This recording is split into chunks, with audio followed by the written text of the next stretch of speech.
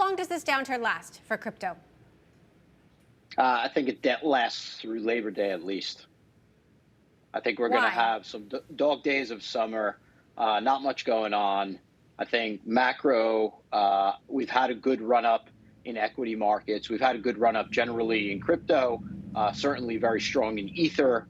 And I think right now the market is deciding between should we be in a risk on environment or do we need to pay more attention to inflation rates, Fed policy, and so forth. But how long does it extend beyond Labor Day?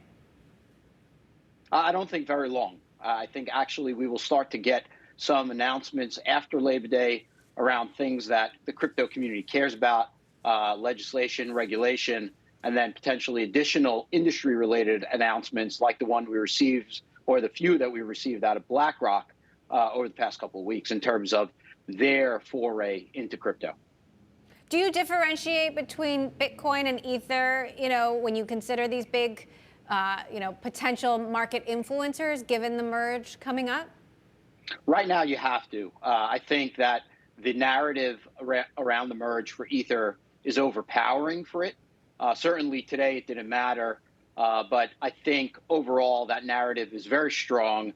And I think as we get closer and closer to the merge, that narrative will become stronger and stronger and really lead the charge in terms of Ether's price movement. Now, that being said, I don't know if the merge is necessarily bullish up until the very end, or it'll be bullish for some time close to the actual merge date. But then there will be a point of time where people will, quote unquote, start to sell the news.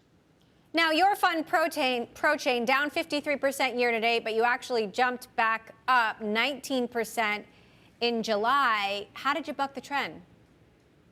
Well, we were, we had a fair amount of risk-off attitude, coming through May and June. We took a bunch of, obviously, losses, but we also took a bunch of cash off of the table and held it in reserve to go ahead and redeploy because we did think that things were going to go materially lower. And so we went ahead and redeployed that capital during that period of time. In addition, I have to point out, we're not only invested in tokens, but we also invest in equities that are focused on the crypto and digital payment sector. And so there we've done fairly well as well. So it's been able to balance out our portfolio. How would you gauge broader institutional sentiment in crypto right now? Obviously, you've got, the bankruptcies, you've got Celsius. How long does all this stuff hang over? So I think the institutions, this is my firm opinion, I think the institutions have been going through an educational process for an extended period of time now, the last at least 2 years, if not longer. They have the resources and the human resources in particular to go ahead and devote towards that education and becoming sophisticated. In terms of when they go ahead and decide to get involved, that usually happens over a period of time, but when they go ahead and throw down the hammer, it's actually, in very serious numbers. And I think they've, if I had to guess, I think a number of them have gone ahead and added or started positions during this downturn. I think they are watching, though, particularly what's going on with the bankruptcies. And you raised that point. I think it's important right now in terms of the sector generally. I think the sector is learning a lot through the liquidations and bankruptcies of Three Arrows, Celsius, Voyager, and so forth.